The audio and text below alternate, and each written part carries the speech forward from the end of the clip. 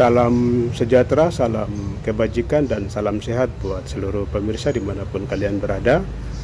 Selamat berapa saja ketika pertama kali kalian menonton dan menyaksikan video ini. Pada video kali ini saya akan menjelaskan tentang pemekaran daerah dalam perspektif konstitusi yang saya mengerti. Jadi ketika kita bicara tentang konstitusi, itu konstitusi dibagi menjadi dua, konstitusi yang bersifat tertulis dan yang bersifat tidak tertulis. Yang bersifat tidak tertulis itu kita bisa lihat dengan kebiasaan atau misalnya norma agama dan norma adat, sementara yang tertulis itu kita kenal dengan undang-undang dasar. Nah, di dalam undang-undang dasar itu ada yang namanya itu tujuan nasional. Tujuan nasional itu adalah yang pertama itu bagaimana melindungi seluruh tumpah darah Indonesia dan seluruh warga bangsa. Yang kedua itu bagaimana mensejahterakan seluruh rakyat Indonesia. Yang ketiga itu bagaimana mencerdaskan kehidupan bangsa. Dan yang keempat itu bagaimana terlibat dalam ketertiban dunia. Itu 4 tujuan utama yang sangat keren dan penting. Kenapa sampai kemudian negara itu juga bisa hadir. Nah, untuk hadirnya sebuah negara itu satu unsur yang paling terpenting dalam negara itu adalah rakyat. Jadi kalau tidak ada rakyat, sampai kapanpun sebuah negara itu tidak akan pernah ada. Walaupun misalnya unsur lain itu misalnya adanya pemerintahan ataupun adanya wilayah atau adanya pengakuan internasional. Tapi kembali lagi ketika tidak ada rakyat, maka negara itu sampai dunia kiamat juga tidak akan pernah ada. Karena itu, dengan dasar itu kemudian rakyat itu menjadi target daripada pembangunan nasional. Yang berikut itu selain rakyat itu menjadi target dari pembangunan nasional, itu rakyat juga itu memiliki kedaulatan. Karenanya misalnya di Undang-Undang Dasar itu di pasal 1 misalnya ayat 2 itu dijelaskan bahwa kedaulatan itu berada di tangan rakyat. Untuk mewujudkan tujuan nasional yang targetnya itu adalah rakyat, maka harus ada yang namanya itu pelaksana. Nah, pelaksana itu kemudian dikenal dengan di Indonesia itu dikenal dengan 3 kekuasaan. Itu kekuasaan eksekutif, legislatif, dan yudikatif. Nah, kekuasaan itu tidak lahir dengan begitu sendiri. Kekuasaan itu justru diberikan oleh pemilik kedaulatan atau rakyat yang memberikan kekuasaan itu kepada 3 elemen tadi itu. Sehingga 3 elemen tadi itu ketika mau melaksanakan kewenangan mereka atau tugas yang diberikan kepada mereka, itu selalu harus didasarkan pada semangat tujuan nasional, yaitu mencerdaskan kehidupan bangsa, kemudian melindungi seluruh rakyat Indonesia, dan mensejahterakan seluruh warga bangsa. Nah, sekarang misalnya kalau kita bicara tentang daerah-daerah yang kemudian diberlakukan misalnya desentralisasi simetris atau misalnya seperti di Papua. Nah, semangatnya itu adalah bagaimana supaya tujuan nasional yang besar itu diwujudkan di dalam daerah-daerah yang diberlakukan desentralisasi simetris. Walaupun misalnya faktanya itu terjadi bias daripada semangat-semangat tersebut. Nah, itu juga kemudian bisa menjadi perdebatan tersendiri.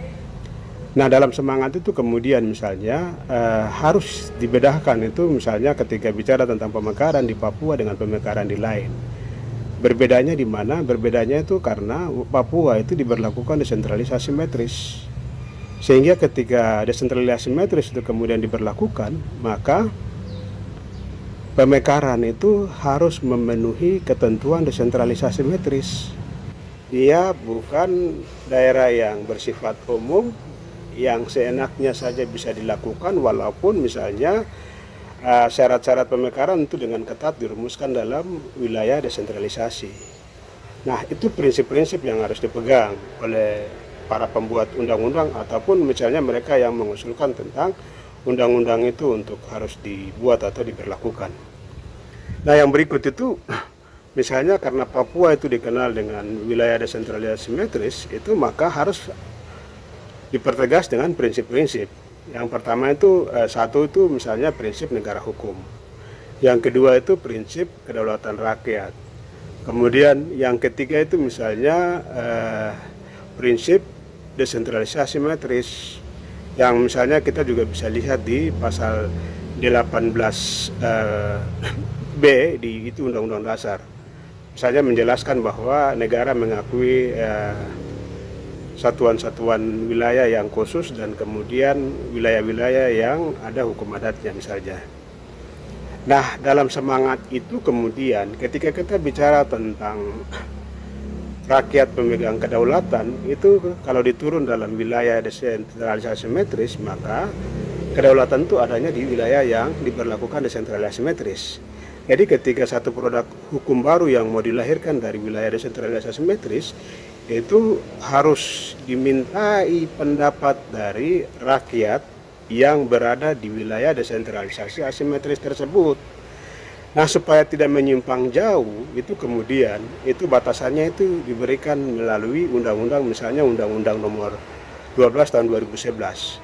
Jadi kalau kita mau melahirkan satu undang-undang baru, maka syarat dan ketentuan-ketentuan seperti begini itu kemudian dijelaskan di situ. Misalnya kita ambil saja pasal di pasal 96 itu soal partisipasi publik. Atau misalnya kita bisa lihat di pentingnya naskah akademik misalnya. Nah, ini kan dua hal yang paling ketat sekali. Jadi naskah akademik itu juga bukan naskah akademik sulam tanpa sulam begitu, atau naskah akademik yang hanya dibikin berdasarkan kepentingan dari kaum-kaum tertentu atau kepentingan-kepentingan tertentu hanya untuk memenuhi syarat-syarat formil begitu. Padahal hal-hal yang substansial itu adalah misalnya bicara tentang ini adanya masyarakat adat. Ini adalah misalnya wilayah-wilayah kepemilikan wilayah adat. Ini misalnya kita bisa bicara tentang semangat dari kebinekaan itu bagaimana merawat masyarakat-masyarakat yang berdampak langsung terhadap aspek hak asasi manusia dan justru berpotensi itu terjadi genosida misalnya. Nah, bagaimana cara merawat mereka misalnya. Jadi itu satu kesatuan yang mestinya ketika bicara tentang naskah akademik itu juga harus dirampung dengan baik dan sangat ketat. Atau misalnya contoh misalnya kalau kita bicara tentang semangat penyelesaian problematika. Jadi dalam semangat penyelesaian problematika itu harus dilihat bahwa baik itu produk hukum berupa desentralisasi simetris atau misalnya produk hukum berupa undang-undang pemekaran, itu harus dilihat dalam semangat bagaimana menyelesaikan problematika. Jadi bukan menambah masalah, karena menambah masalah itu sama dengan kejahatan terhadap konstitusional karena bertentangan dengan tujuan nasional, begitu, tujuan negara. Nah, mestinya itu ketika produk hukum baru yang mau dibikin oleh misalnya lembaga parlemen misalnya, itu mereka harus sangat ketat memperhatikan dan mempertimbangkan hal-hal seperti begitu. Nah, kalau kita misalnya melihat kepada Undang-Undang Perubahan Undang-Undang Nomor 2 tahun 2001 di pasal 76 misalnya itu di soal pemekaran itu menjadi otoritas pemerintah pusat, itu kan sebenarnya itu undang-undang itu pasal yang paling buruk begitu. Kenapa dia pasal yang paling buruk? Karena desentralisasi asimetris itu tidak mewajibkan diberlakukannya sentralisasi begitu. Nah, ketika itu ditarik ke pusat itu kan sentralisasi. Yang fatal itu adalah ketika upaya-upaya sentralisasi itu dimasukkan di dalam domainnya desentralisasi simetris begitu. Nah, ini kan logika yang sudah kacau, parah dan rusak yang kemudian itu berusaha didorong begitu, dan itu cerminan yang sangat buruk. Nah, sekarang misalnya kita bicara tentang daerah otonomi baru. Nah, daerah otonomi baru kalau rakyat misalnya tolak sebuah produk undang-undang, itu mestinya itu undang-undang itu harus dibekukan. Karena rakyat itu pemegang kedaulatan begitu. Jadi kalau rakyat tolak sebuah undang-undang, undang-undang itu harus dibekukan. Nah, soal terus bagaimana undang-undang itu bisa dilahirkan? Undang-undang itu hanya bisa dilahirkan ketika DPR atau pemerintah meyakinkan rakyat bahwa ini loh manfaatnya. Undang-undang ini diberlakukan seperti begini loh. Jadi setiap produk undang-undang baru yang mau didorong itu bukan di masalah soal cepat lambatnya begitu, tapi di soal bagaimana rakyat itu kemudian terlibat dalam sebuah proses sehingga setiap undang-undang yang mau dihasilkan itu undang-undang yang lahir atas kesadaran bersama begitu. Jadi aspek musyawarah untuk mufakat misalnya di nilai-nilai yang sudah ditanamkan di Pancasila itu harus diwujudkan, itu tidak hanya sebatas simbol. Atau misalnya ketika kita bicara tentang Papua itu ada yang namanya para adat begitu. Nah, setiap produk hukum baru yang mau dirumuskan itu harus dibicarakan di dalam para adat begitu. Itu konsekuensi logis daripada negara yang rakyatnya itu beraneka ragam. Apalagi konstitusi itu sudah bilang bahwa ada yang tertulis, ada yang tidak tertulis. Yang tidak tertulis itu misalnya ketika kita bicara tentang norma adat itu ada konstitusi di situ begitu. Jadi lu kalau mau misalnya bermain peran dalam eksekutif maupun legislatif itu harus bisa memahami konstitusional secara utuh. Tidak hanya konstitusional hanya berdasarkan kepentingan dan pesan-pesan tertentu. Karena itu tindakan-tindakan yang merusak dan mencoreng semangat berkonstitusi di negara Indonesia ini. Nah, atas dasar semangat itu, yang saya mau tegaskan lagi itu adalah ketika rakyat itu menolak sebuah produk undang-undang baru, maka undang-undang itu harus dibekukan sampai rakyat kemudian menyetujui. Nah, soal bagaimana menyetujui itu tugas negara, tugas mereka yang digaji oleh negara untuk meyakinkan, untuk melakukan sosialisasi, untuk memberikan edukasi sampai dengan rakyat tahu bahwa ini loh ada asas penting dengan mendorong satu produk hukum. Apalagi misalnya Gustaf kan juga bilang bahwa negara hukum itu harus memberikan asas keadilan, kemanfaatan dan kepastian hukum begitu. Jadi negara itu juga harus menghormati ruang-ruang dan domain-domain begitu. Bukan negara tapi oknum-oknum yang ada baik di eksekutif maupun di parlemen itu harus memahami ruang-ruang itu. Mereka harus mengajarkan kepada rakyat ini loh cara bagaimana menghormati, menjunjung tinggi konstitusional yang baik dan konstitusional yang tepat. Nah, ketika ada beberapa juga waktu saya bikin artikel kemudian banyak yang bilang ini kan sudah lewat. Kalau di dalam perspektif konstitusi itu bukan soal lewat atau tidak lewat begitu. Yang harus dilihat itu lebih kepada ketika satu produk hukum baru itu rakyat tolak, maka DPR wajib memberikan kewenangan politiknya untuk menghentikan atau mencabut undang-undang tersebut. Karena di dalam konstitusi itu juga dikenal dengan ada yang namanya itu legislative review. Jadi kalau orang bilang misalnya orang membangun wacana bahwa sudah nanti uji saja di Mahkamah Konstitusi atau judicial review, padahal satu hal yang dilupakan itu adalah legislative review. Legislative review itu juga harus dilihat dengan utuh. Jadi tidak harus misalnya rakyat berbondong-bondong datang ke DPR kemudian itu dianggap bagian dari legislative review. Tidak juga harus seperti begitu atau lobby. Tapi ketika rakyat misalnya, apalagi rakyat di Papua yang jauh, masa harus semua rakyat datang naik kapal besar-besar ke DPR RI, itu kan tidak mungkin dan itu tidak logis sama sekali. Sehingga ketika misalnya rakyat di Papua itu melakukan aksi besar-besaran penolakan terhadap satu produk hukum baru atau undang-undang baru, atau misalnya sekarang yang kita kenal dengan pemekaran yang ditolak-tolak oleh rakyat, maka DPR sudah harus menghormati konstitusional warga negara, apalagi warga negara itu selaku warga yang memiliki kedaulatan atas konstitusi negara, maka DPR itu sudah harus menyatakan atau mendorong supaya undang-undang itu harus dicabut. Jadi DPR harus mencabut undang-undang itu supaya DPR membuktikan kepada semua orang, bahkan DPR membuktikan juga kepada orang-orang yang belajar tentang konstitusi bahwa DPR itu menghormati yang namanya itu kedaulatan rakyat. Caranya apa? Caranya dengan mencabut undang-undang otonomi daerah. Nah, sekarang misalnya undang-undang otonomi daerah ataupun misalnya undang-undang pemekaran. Nah, sekarang kalau ada yang bilang misalnya itu kan ada juga mewakili masyarakat adat, mereka melakukan dukungan terhadap pembentukan otonomi baru misalnya. Nah, itu kan juga bisa diuji. Karena ketika kita bicara tentang masyarakat adat itu ada yang namanya mekanisme adat. Mekanisme adat itu sangat ketat begitu. Apakah misalnya mereka melalui proses mekanisme adat atau misalnya mereka oknum-oknum ini hanya ketemu di jalan kemudian dibawa mengatasnamakan rakyat. Yang harus diukur itu adalah apakah proses adat itu kemudian dijalankan dengan mekanisme yang ketat atau tidak misalnya.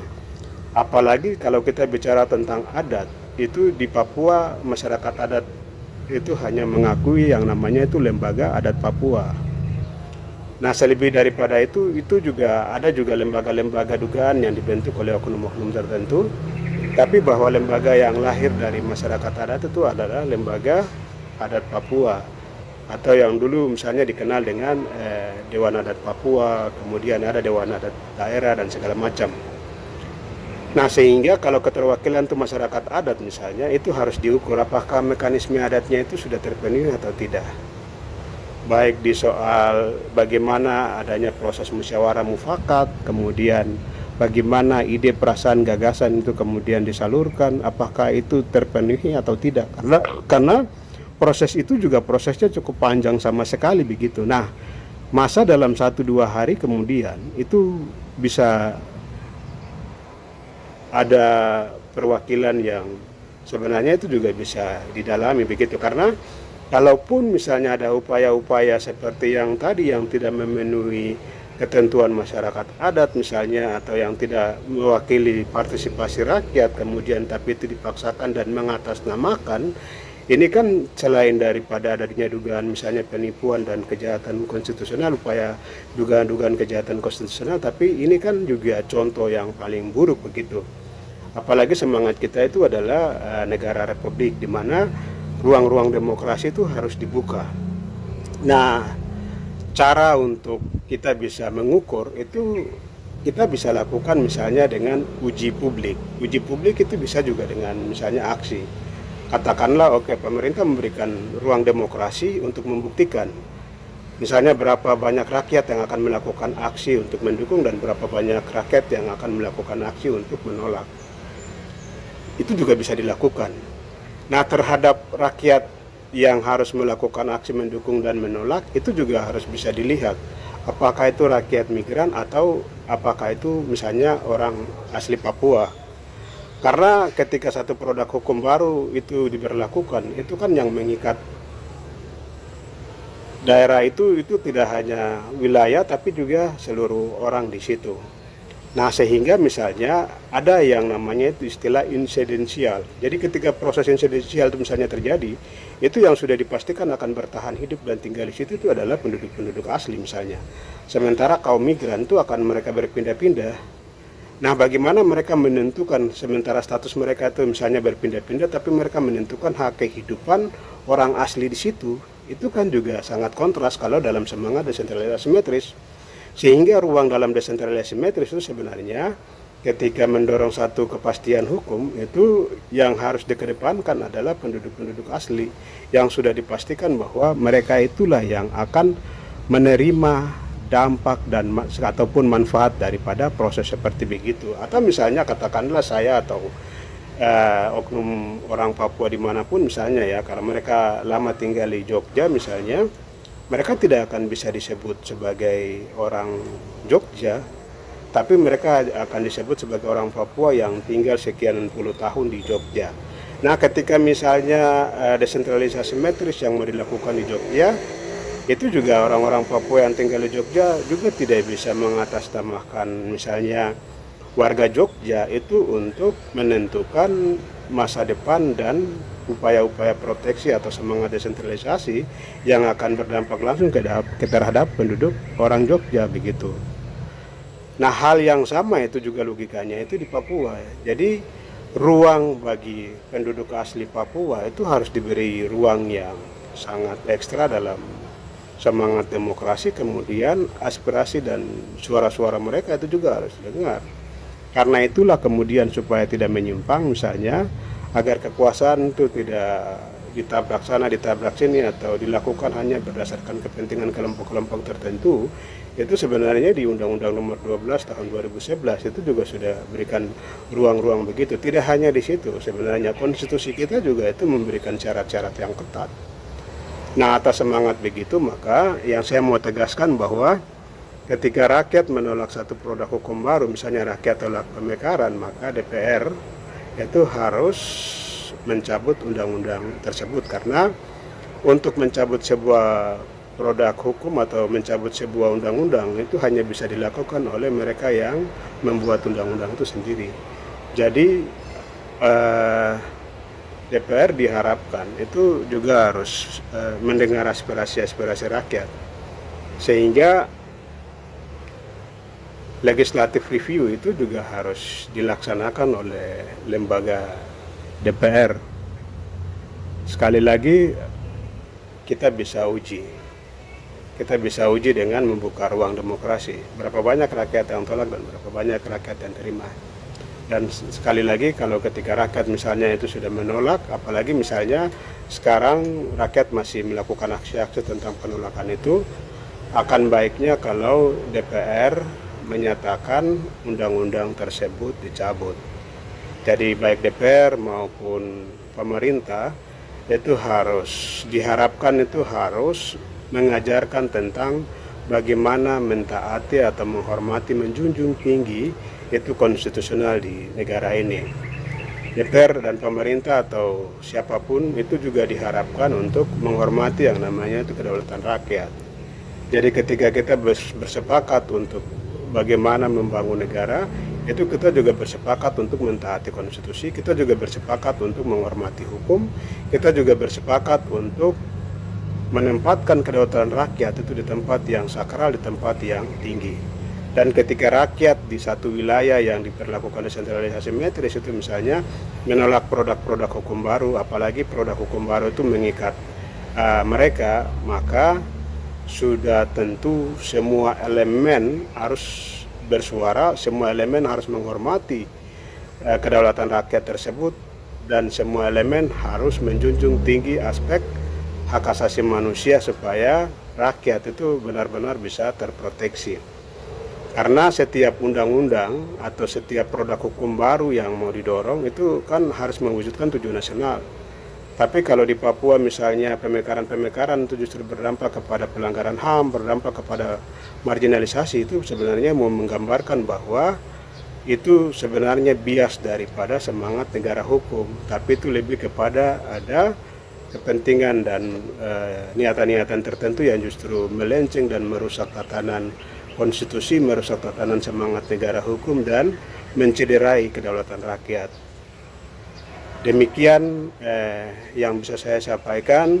Semoga kita sama-sama bisa menghormati kedaulatan rakyat itu sebagai kedaulatan tertinggi, sebagai penghormatan terhadap tujuan bernegara, penghormatan terhadap Pancasila, dan penghormatan terhadap Undang-Undang Dasar. Kiranya Tuhan memberkati kita semua, dan semoga pandangan saya ini juga kemudian bisa menjadi referensi bagi DPR selaku pembuat undang-undang dan pemerintah sebagai pengusul misalnya, untuk diusulkan kembali agar undang-undang yang ditolak oleh rakyat itu harus dicabut sampai dengan rakyat bersedia dan menerimanya. Demikian, kiranya Tuhan memberkati kita sekalian.